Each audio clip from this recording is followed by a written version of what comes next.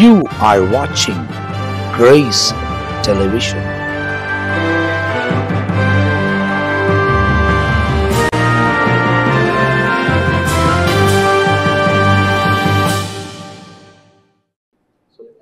ஆண்டவரும் அருமை இரட்சகராக இயேசு கிறிஸ்துவின் நாமத்தினால் உங்கள் யாவரையும் நாங்கள் அன்போடு கூட வாழ்த்துகிறோம், உங்களை வரவேற்கின்றோம்.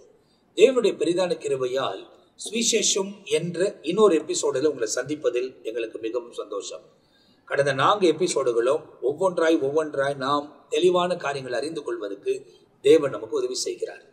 நம்மோடு கூட இடைப்படுகிற 4 ஊழியர்களும் தேவனுடைய திருச்சபையை நடத்துகிறவர்கள், தேவனால் அழைக்கப்பட்டவர்கள், தேவனுடைய நாமத்தை மகிமைப்படுத்தக்கூடியவர்கள். ஆகையால் அவர்கள் நம்மோடு கூட தன் நேரங்களை ஒதுக்கி நம்மோடு கூட வந்து கர்த்தருடைய வார்த்தைகளை அறிவித்துக் கொண்டிருக்கிறார்கள். இதை கேட்கிற நீங்களும் ஆசீர்வதிக்கப்படுவீர்கள். நிச்சயமாய் ஆண்டவர் தம்முடைய மகிமையை விளங்க பண்ணுவார்.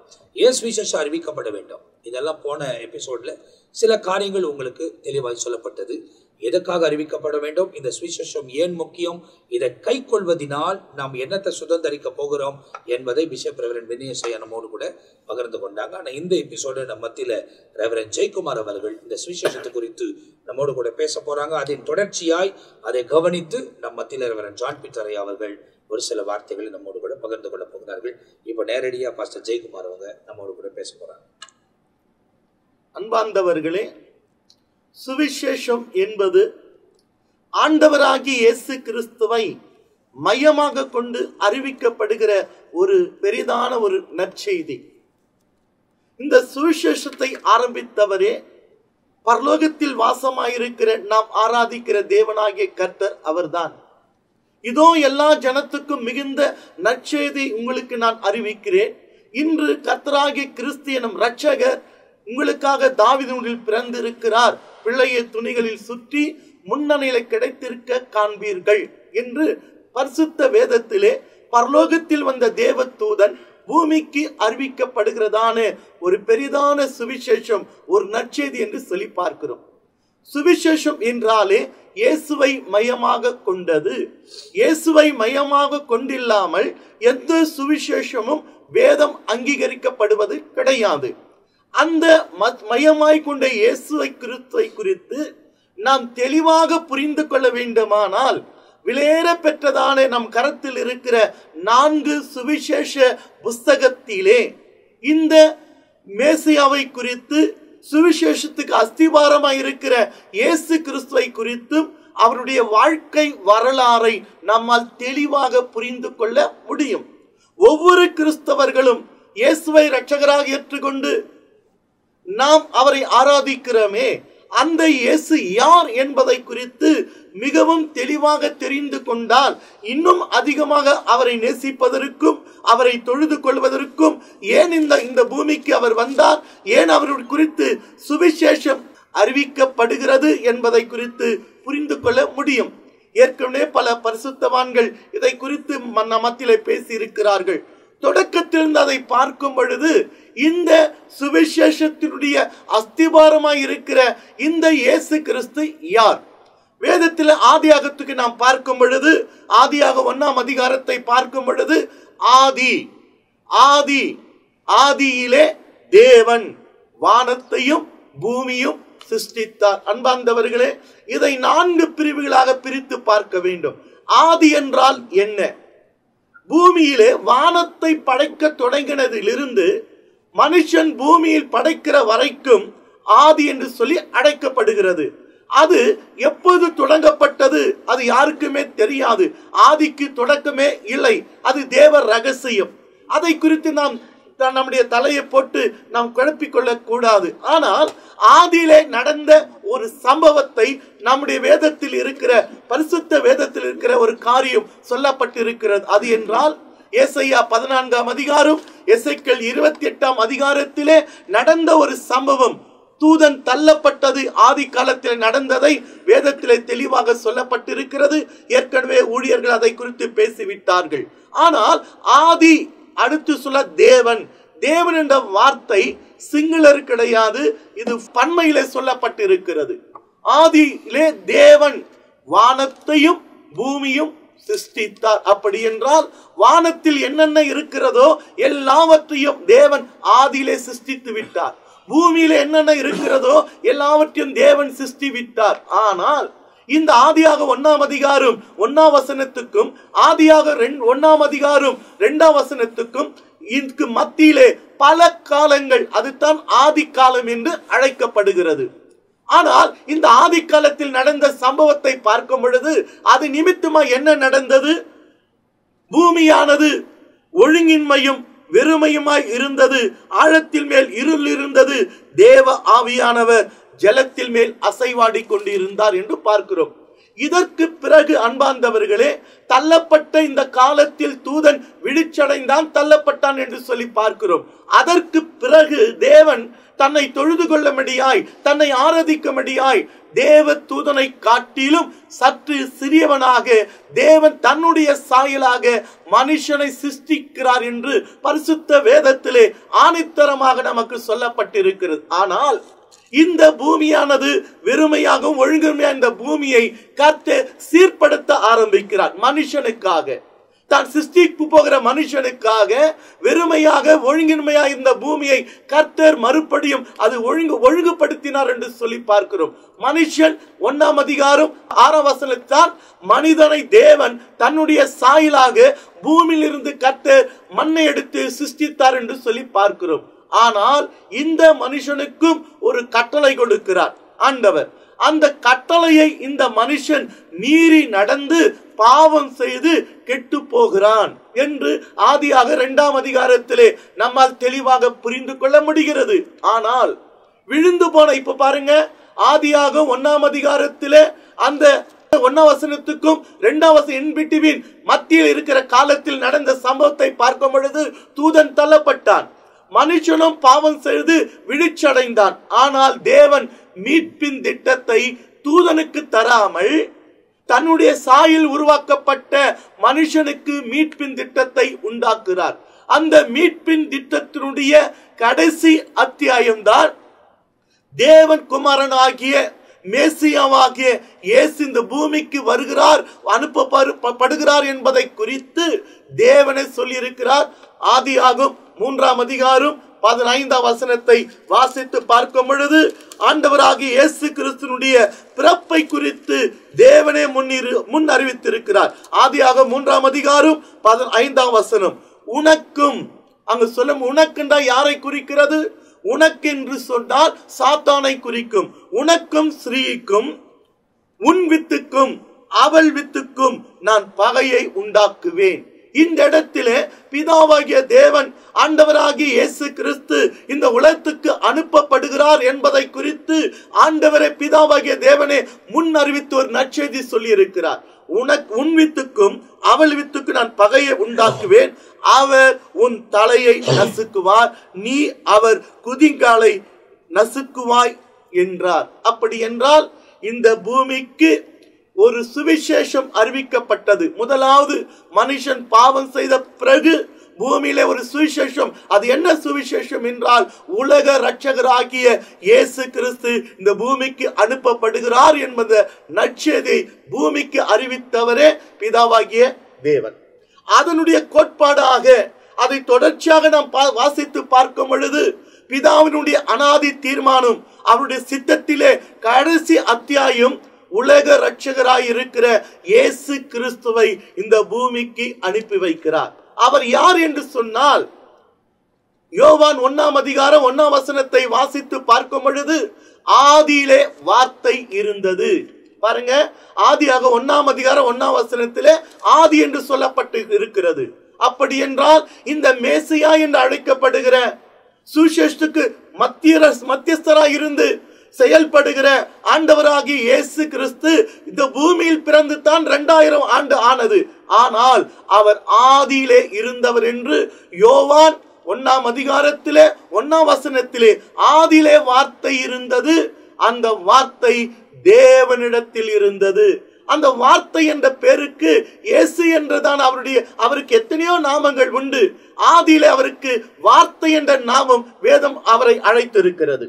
வார்த்தை என்பது ஆண்டவராகிய இயேசுவின் நாமமாக இருக்கிறது. அந்த இயேசு ஆதியிலே வார்த்தை இருந்தது, அந்த வார்த்தை தேவனிடத்தில் இருந்தது, அந்த வார்த்தை தேவனாய் இருந்தது, அந்த வார்த்தை ஆகிய அந்த வார்த்தை தேவனோடு கூட இருந்தது. உண்டானது எல்லாம் அவர் இல்லாம உண்டாக்கப்படவில்லை.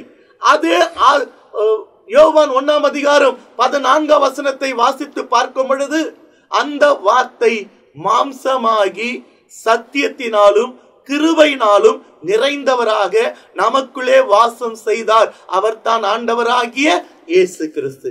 அப்படி சுவிசேஷம் என்றால் ஆண்டவராகிய இயேசு கிறிஸ்துவை, ஆதியிலே இருந்த தேவன், ஆதியிலே வார்த்தை என்ற நாமத்தில் இருந்த தேவன், தேவனோடு இருந்த தேவன், அவர் இந்த பூமியிலே பிதாவினுடைய சித்தத்தை, பிதாவினுடைய திட்டத்தை நிறைவேற்றும்படியாய் இந்த பூமிக்கு அனுப்பப்படுகிறார். பிதாவினுடைய சித்தத்தை நிறைவேற்றும்படியாக. அதைத்தான் சுவிசேஷத்திலே பார்க்கும் பொழுது அந்த இயேசு கிறிஸ்துவை குறித்து பரலோகத்தில் வந்த தூதன் அறிவிக்கிற முதல் நற்செய்தி, இதோ எல்லா ஜனத்துக்கும் மிகுந்த சமாதானத்தை உண்டாக்கும் நற்செய்தி உங்களுக்கு அறிவிக்கிறேன். இன்று இரட்சகராக கிறிஸ்தியன் இரட்சகர் உங்களுக்கு தாவீதின் ஊரிலே பிறந்திருக்கிறார். அப்படி சுவிசேஷம் என்றால் இயேசுவை மையமாக கொண்டது. சுவிசேஷ புஸ்தகம் என்றால் இயேசு கிறிஸ்துவை மையமாக கொண்டு அவரை குறித்து அறிந்து கொள்வதற்காகத்தான் அவரோடு இருந்ததான ஊழியர்கள் அதை சுவிசேஷ புஸ்தகமாக இயேசுவை மையமாக வைத்து நமக்கு ஆவியினால உந்தப்பட்டு எழுதி கொடுக்கப்பட்டிருக்கிறது. ஆகையாலே இந்த பூமியிலே இயேசுவை இரட்சகராக ஏற்றுக்கொண்டு அவரை தொழுது கொள்ளுகிற ஒவ்வொரு கிறிஸ்தவ மார்க்கத்தை சார்ந்தவர்கள், ஒவ்வொரு கிறிஸ்தவர்களும் சுவிசேஷ புஸ்தகத்தில் இருக்கிற அந்த சுவிசேஷத்துக்கு அஸ்திபாரமாக இருக்கிற இயேசு கிறிஸ்துவை குறித்து நாம் அறிந்து கொள்வதே நமக்கு விலையேற பெற்றதான ஒரு சுவிசேஷமாக இருக்கிறது. அதுக்கு வேதம் சொல்கிறது நற்செய்தி. அந்த நற்செய்தி எதை குறித்து நற்செய்தி? அவர் பிறப்பை குறித்து ஒரு நற்செய்தி, அவர் வளர்ப்பை குறித்து நற்செய்தி, அவருடைய மரணத்தை குறித்து ஒரு நற்செய்தி, அவர் சிந்தின ரத்தத்தை குறித்து ஒரு நற்செய்தி, அவர் மூலமாய் பாவ மன்னிப்பு என்ற ஒரு நற்செய்தி, மீட்கப்பட்ட நமக்கு நித்திய அவர் வரும் பொழுது மீட்டுக் கொள்வது என்ற ஒரு நற்செய்தி, அவர் வரப்போகிறார் என்பதை குறித்து நற்செய்தி. ஆனால் நற்செய்தி என்பது இயேசுவை மையமாக கொண்டது. சுவிசேஷம் என்பது இயேசுவை மையமாக கொண்டது. நாம் புரிந்து கொள்வதற்காக பகுதி பகுதியாக அதை பிரித்து தியானிப்பது நமக்கு மிகவும் உகந்ததாக இருக்கும். ஆகையாலே சுவிசேஷம் என்றால் ஆண்டவராகிய இயேசுவை மையமாக கொண்டது. சுவிசேஷ புஸ்தகம் என்றால் அவரை மையமாக கொண்டு அவரை குறித்து படிப்பது தான் சுவிசேஷ புஸ்தகம். சுவிசேஷம் என்பது பிதாவினுடைய சித்தம், பிதாவினுடைய திட்டத்தினாலே சுவிசேஷத்துக்கு அஸ்திபாரமாய் இருக்கிற இயேசு கிறிஸ்துவை இந்த பூமிக்கு அனுப்பி அவர் மூலமாய் நமக்கு ஒரு மீட்பை தந்து, அவர் மூலமாய் நமக்கு பாவ மன்னிப்பு தந்து நித்திய ராஜ்யத்தை சுதந்திரித்துக் கொள்வதே சுவிசேஷமாய் இருக்கு. சுவிசேஷ முடிவு என்ன? நமக்கு நித்திய ராஜ்யம். அது யார் மூலமாக கொடுக்கப்படுகிறது? இயேசுவின் மூலமாக நமக்கு கொடுக்கப்படும். அதுதான் இயேசு சொல்வாரு, நானே வழியும் நானே சத்தியமும் நானே ஜீவனமாய் இருக்கிறேன், என்னை அல்லாமல் ஒருவனும் பிதாவிடத்தில் வரான் என்று சொல்லி. அந்த பிதாவாகிய தேவன் எங்க இருக்கிறார்? சங்கீதம் 115, நம்முடைய பிதாவாகிய தேவன் பரலோகத்தில் இருக்கிறார். அந்த பரலோகத்துக்கு போகிற ஒரே வழி இயேசு மாத்திரமே. பரலோகத்துக்கு போக ஒரே சத்தியம் இயேசு மாத்திரமே. பரலோகத்துக்கு போக ஒரே ஜீவன் இயேசு மாத்திரமே. அது அப்படியே சொல்வாரு, இயேசுவே சொல்வாரு, என்னை அல்லாமல் ஒருவனும் பிதாவிடத்தில் வரான். அப்படி என்றால் பூமிக்குரிய மனுஷன் பரலோக ராஜ்யத்துக்கு, நித்திய ராஜ்யத்துக்கு போகிறது தான் சுவிசேஷம் அறிவிக்கப்படுகிறது. ஒரு ஆத்துமா கூட நரகத்துக்கு போவது அவருடைய சித்தம் இல்லை. ஆனால் அந்த சுவிசேஷம் என்றால் என்ன? அந்த சுவிசேஷ அஸ்திபாரம் இருக்கிற இயேசு என்பவர் யார் என்பதை குறித்து தான் இதன் வழியாக அநேக தேவ பிள்ளைகள் அறிந்து கொள்வதற்கும், இயேசுவை அறிந்து கொள்வதற்கும் அஸ்திபாரமாய் இருக்கிற இந்த சுவிசேஷத்தை தேவனால் அபிஷேகப்பட்ட ஊழியர்கள் வழியாக பரிசுத்த ஆவியானவர் எங்களை மறைத்து பேசிக் கொண்டிருக்கிறார். அப்ப இந்த இடத்துல நீங்க பார்க்கும்போது ரொம்ப தெளிவாய் நாம் புரிந்து கொள்ள வேண்டும். சுவிசேஷம் எதற்காக அறிவிக்கப்படுகிறது? சுவிசேஷம் ஏன் முக்கியம்? சுவிசேஷம் என்பது என்ன? வேதத்துல புத்தகமாய் ஒவ்வொரு காரியமும் நமக்கு பழைய ஏற்பாடு புதிய ஏற்பாடு ரெண்டும் கொடுக்கப்பட்டிருக்கிறது. புதிய ஏற்பாடு என்பது இயேசு கிறிஸ்து இந்த உலகத்துக்குள் பிரவேசித்த நாள் முதல் கொண்டு அவர் மீண்டுமாய் வந்து இந்த உலகத்தை ஆளுகிறவரை, நித்தியமாய் நம்மை கொண்டு போய் அவரோடு கூட வைக்கிறவரை எல்லாமே அவைகளில் எழுதப்பட்டிருக்கிறது. பழைய ஏற்பாடு என்பது தேவன் தம்முடைய ஜனங்களே, தம்முடைய ஜனம் என்பால் அவருக்கு கீழ்ப்படிந்தவர்கள், அவரை நேசித்தவர், அதாவது அவர் நேசித்தவர்கள், அவரால் நேசிக்கப்பட்டவர்கள். சீர்குலைந்து போகக்கூடாது என்று ஆண்டவர் எப்படிலாம் அவங்களை வழிநடத்தினார் என்பதை நம்ம ரொம்ப துல்லியமாய் தெரிந்து கொள்வதற்காக அவைகள் நமக்கு திருஷ்டாங்கமாய் வைக்கப்பட்டிருக்கிறது. அப்போ இந்த குறித்து, இந்த சுவிசேஷத்தை குறித்து இன்னும் ஏராளமான காரியங்களை கேட்க போகிறோம், ரொம்ப தெளிவாய் புரிந்து கொள்ள போகிறோம். ஸோ இவைகளெல்லாம் நாம் கற்றுக்கொள்வதற்கு காரணம் என்ன? நாம் தேவனுடைய பிள்ளைகளாக இருக்க வேண்டும் என்ற ஒரு நோக்கத்தோடு தான் ஆண்டவர் நம்மோடு கூட இவைகளெல்லாம் சொல்லி தன் வழியில நடக்க வேண்டும் என்பதை தேவன் காண்பிக்கிறார். இதுக்கு இன்னும் கூடுதலாக நம்ம மத்தியில ரெவரண்ட் ஜான் பீட்டர் ஐயா அவர்கள், சுவிசேஷம் என்பது விசேஷம். இந்த விசேஷத்தை தான் ஒரு ஐயா சொன்னாங்க, அவருடைய படைப்போடு ஒப்பிடப்பட்டது சுவிசேஷம். அப்போ அதன் பிறகு அந்த விசேஷத்தை சீர்குலைத்தவன் சத்துரு. ஆரம்பத்தில் சத்துரு இல்லை, பிசாசு இல்லை, அதெல்லாம் நம்ம அழகா பார்த்துட்டோம். ஆண்டவர் எப்பவுமே ஒழுங்கானவர், அவர்கிட்ட எந்த விதமான குறைபாடு கிடையாது. அப்ப ஏன் அந்த இடத்துல வந்ததுன்னு சொன்னால், அன்றைக்கு தூதர்களுக்கு சிந்திக்கும் ஆற்றல் கொடுத்தார். ஏன்னா தேவன் ஒருவர் தான் எல்லாவற்றுக்கும் படைத்தவர், படைப்பாளி, சகலம். அப்ப ஏன் இவன் நான் அந்த சாத்தான்கிற வருவதற்கு அந்த காரியத்துக்கு சொல்றான்.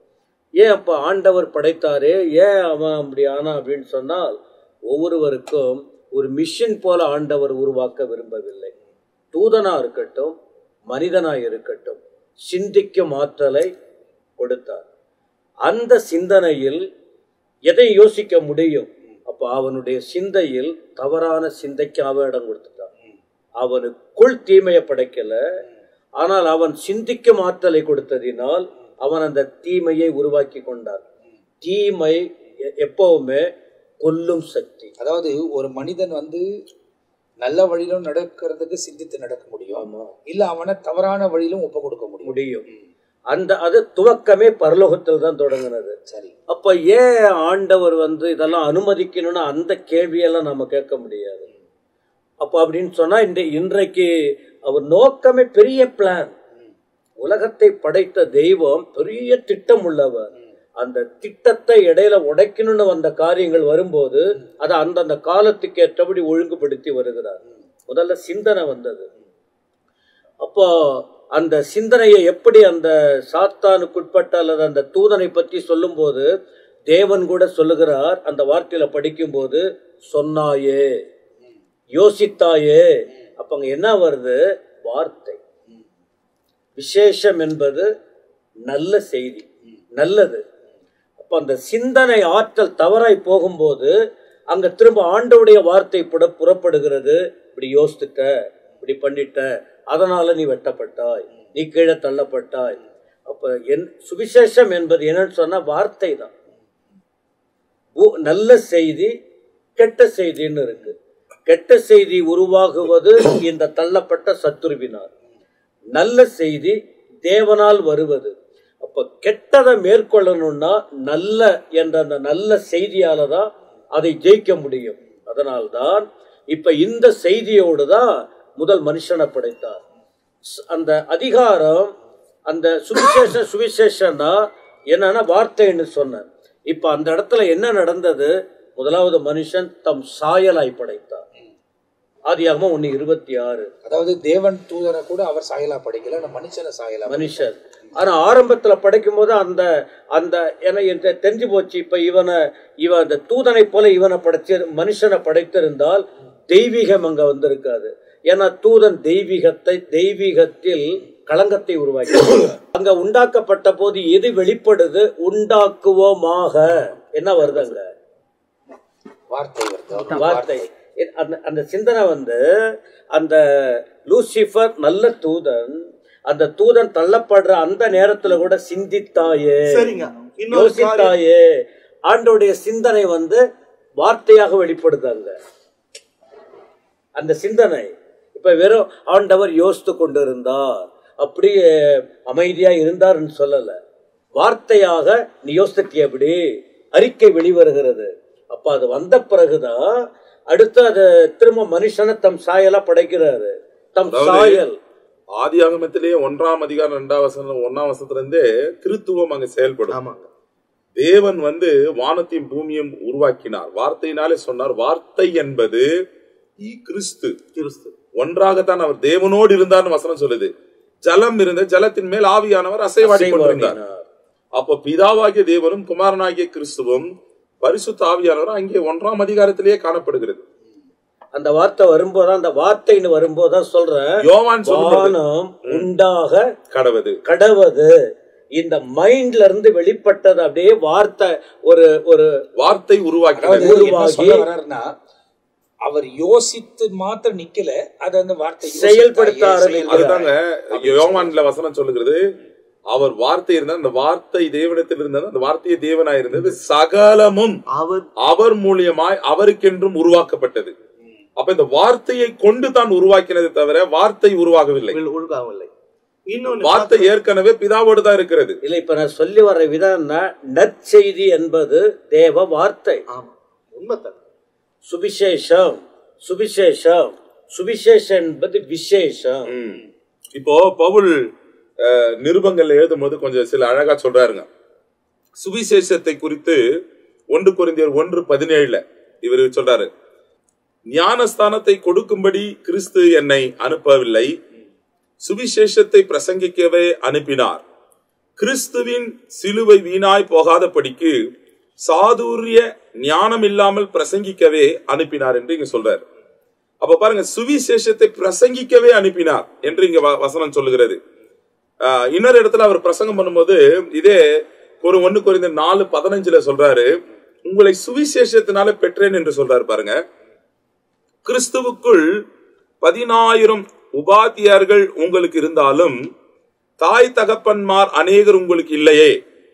கிறிஸ்து இயேசுவுக்குள் சுவிசேஷத்தினால் நான் உங்களை பெற்றேன். சுவிசேஷம் என்றால் என்ன? தேவ வார்த்தை. வார்த்தை. அந்த வார்த்தையை கொண்டு உங்களை நான் சம்பாதித்தேன் என்று அவர் சொல்றாரு. இந்த வார்த்தை தான் செய்தி. செய்தி. இந்த செய்தி தான் அந்த ஆதாம் ஏவாளுக்கு கொடுக்கப்பட்டது, நல்லது கெட்டது புரிந்து வாழும்படி. இந்த செய்தியை நிராகரிச்சிட்டாங்க. நிராகரித்ததற்கு காரணம் தள்ளப்பட்டவன் உள்ளே புகுந்ததினால் அவன் வஞ்சித்துட்டான். அதான். அப்ப அந்த செய்தி யாருக்கு கொடுக்கப்பட்டது? அவர் சாயலாய் படைக்கப்பட்ட சாயல். இந்த சாயல் எப்படி இருந்தது? பரிசுத்த தெய்வீக சாயலாய் இருந்தது. அப்ப இந்த சாயல் அந்த இடத்தில் செய்திக்கு மாறி போனதுனால அங்க என்னது? பாவ சாயலாய் மாறிவிட்டது. அப்ப அந்த சாயலுடையவர் ஒருத்தர் வரணும். யாரு வரணும்? நிறைய பேர் வந்தாங்க, அவர்களால் முடியவில்லை. தகுதியான ஒருவர் யார்? இயேசு. அவர் தான் அந்த வார்த்தைன்னு சொன்ன. என்னுடைய இந்த செய்தியின் ஊடுருவல் என்ன? செய்தி, வார்த்தை, விசேஷம். அது அந்த சாயலுக்கு கொண்டு வர தேவ சாயலாய். அப்புறம் திரும்ப பாவ சாயலா வந்த பிறகு அந்த சாயலை ஈடுபடுத்த ஒருவராலும் முடியல.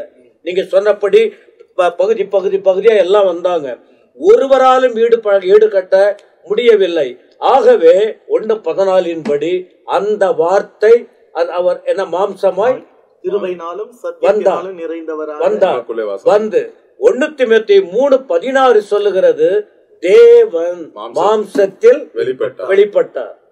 அங்க மாம்சம் பாதிக்கப்பட்டது. அதனால அதே மாம்சம் இந்த உலகத்திலே வரணும். இதைதான் செய்தியாக, நற்செய்தியாக, சுவிசேஷமாக அன்று முதல் இன்று வரைக்கும் பிரசங்கிக்கப்பட்டு வருகிறது. இதைதான் மற்றவர்கள் கேட்க வேண்டும், விசுவாசிக்க வேண்டும், ஏற்றுக்கொள்ள வேண்டும். அப்ப இதன் மூலம் வெளிப்பட்ட மாம்சத்தில் வெளிப்பட்ட இயேசுவின் காரியத்தை தான் விளக்கமா சொன்னாங்க. அவர் வந்தார், அப்புறம் புக் இருக்கு, அவரை பற்றி விளக்கங்கள் கொடுக்கப்பட்டிருக்கு. இதை நம்பி ஏற்றுக்கொண்டு ஒப்பு கொடுக்கும் போது சுவிசேஷத்தின் உச்சகட்டம் என்ன? ரட்சிப்பு, விடுதலை, சமாதானம், பரலோகம், அழியாத வாழ்க்கை போன்ற தெய்வீகம் முழுமையாய் அதற்குள்ளே அடங்கி இருக்கிறது. 1 கொரிந்தியர் 9வது அதிகாரத்தை சற்று பார்க்கலாம். 1 கொரிந்தியர் 9வது அதிகாரம் ஐயா சொன்ன மாதிரி இந்த சுவிசேஷத்தை நாம பிரசங்கிக்கணும். இந்த ரட்சிப்பின் சுவிசேஷத்தை பிரசங்கிக்க வேண்டும். என்பதை குறித்து பவுல் அப்போஸ்தலன் சொல்லுகிற ஒரு வார்த்தை. 1 கொரிந்தியர் 9வது அதிகாரம் 16வது வசனத்தை வாசிங்க ஐயா. சுவிசேஷத்தை நான் பிரசங்கித்து வந்தும் மேன்மை பாராட்ட எனக்கு இடமில்லை. நான் ஒரு பெரிய பிரசங்கியார், சுவிசேஷத்தை பிரசங்கிக்கிறேன் இந்த சொல்லிட்டு மேன்மை பாராட்ட அங்க இடமே கிடையாது. அது என் மேல் விழுந்த கடமையா இருக்கிறது. என் மேல் விழுந்த கடமையா இருக்குது. அடுத்த வார்த்தையை பாருங்க. சுவிசேஷத்தை நான் பிரசங்கியாதிருந்தால் எனக்கு ஐயோ. ஐயோ. ஆனா இங்க ஐயோன்னு இருக்கு. கத்தோலிக்க மொழிபெயர்ப்புல பாத்தீங்கன்னா ஐயோ கேடு அப்படின்னு இருக்கு. உனக்கு கேடு வரும்ன்றாங்க இல்லையா? அதே போலதான் சுவிசேஷத்தை நான் பிரசங்கியாதிருந்தால் எனக்கு ஐயோ கேடு. அப்போ கேடு வருமா? அப்போ கேடு வரக்கூடாது அப்படின்னு சொன்னா, மற்றவங்க கெட்டு போக கூடாதுன்னு சொன்னா, இந்த கிறிஸ்துவின் சுவிசேஷத்தை கட்டாயம் என்ன செய்யணும்? பிரசங்கித்து தான் ஆக வேண்டும். அதே நேரத்துல வருகையின் சுவிசேஷத்தை பிரசங்கித்தான் ஆக வேண்டும். நித்தியத்தை குறித்த இந்த சுவிசேஷத்தை பிரசங்கித்து தான் ஆக வேண்டும். ஆகவேதான் பவுல் அப்போஸ்தலன் சொல்றாரு, சுவிசேஷத்தை நான் பிரசங்கிக்க வேணும், அது என் மேல விழுந்த கடமை.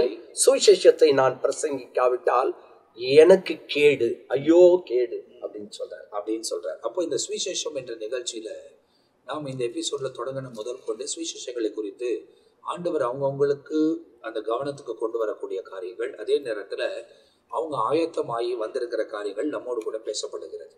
அப்போ ஏன் இந்த சுவிசேஷம் என்ன, ஆண்டவர் நாம் எப்படி வாழ வேண்டும் என்று நமக்கு அதை சொல்லிக்கொண்டே இருக்கிறார். ஏன்னா நமக்கு சொல் புத்தி, அதாவது சொந்தமா நம் புத்தி உள்ளவர்களா இருப்போமானால் நிச்சயமாய் வழி விலகி போயிருக்க மாட்டோம். நம்ம வழி விலகி போவதுக்கு காரணம் என்ன? அந்த சொந்த புத்தி நமக்கு இல்லை, நமக்கு சொல் புத்தி. சொல்லி தான் நம்மை நடத்த வேண்டும். ஒவ்வொரு காரியத்தை நமக்கு சொல்லணும். அந்த சொல்றதுக்கு பேர் தான் இந்த சுவிசேஷம். இந்த வார்த்தைகள் உங்களுக்கு அறிவிக்கப்படுகிறது. என்ன வார்த்தைகள்? நாம் மீட்கப்பட்ட கூட்டத்தில் இருக்க வேண்டுமானால் இந்த முறைகளெல்லாம் நாம் பின்பற்ற வேண்டும். சுவிசேஷத்தை நன்கு அறிந்து கொள்ள வேண்டும். அந்த சுவிசேஷத்தில் தெளிவாய் செயல்பட வேண்டும். அப்போதுதான் நம்முடைய முடிவு, நம்முடைய உலக முடிவு, நம்ம தேவனுடைய நித்தியத்துக்குள்ளே நம்மளை கொண்டு போய் நித்திய காலமாய் தேவ தூதர்கள் போல தேவனோடு கூட வாழ்வதற்கு ஆண்டவர் நமக்கு உதவி செய்வார். இதுக்கு ஒரே பிரியாசம்தான் இந்த சுவிசேஷம் அறிவிக்கப்பட்டிருக்கிறது. இதுக்காகத்தான் துண்டிக்கப்பட்டு சாத்தானுக்கு செவி கொடுத்து அவனுடைய வழிகளில் நடக்கக்கூடியவங்களை தேவன் பக்கமா திருப்பணுன்ற நோக்கத்தோடு தான் ஆண்டவர் பலரை ஏற்படுத்தினார். கடைசியாய் அவரே இந்த உலகத்துக்குள் பிரவேசித்தார். அப்போ இவைகளெல்லாம் இன்னும் அதிகமாய் நாம் தெரிந்து கொள்ள போகிறோம். ஒவ்வொரு எபிசோட பார்க்கும் போது நிறைய காரியங்களை நாம் தொடர்ந்து அறிந்து கொள்ள போகிறோம். தேவன் தம்முடைய கிருபைகளை தொடர்ந்து விளங்க பண்ண போகிறார். மீதியான காரியங்களை அடுத்த எபிசோட்ல உங்களோடு கூட பகிர்ந்து கொள்ள போகிறோம். இப்போது இந்த இடத்துல நாங்கள் உங்களை விட்டு விடை பெறுகிறோம். கர்த்தர் உங்களை ஆசீர்வதிப்பாராக. ஆமென்.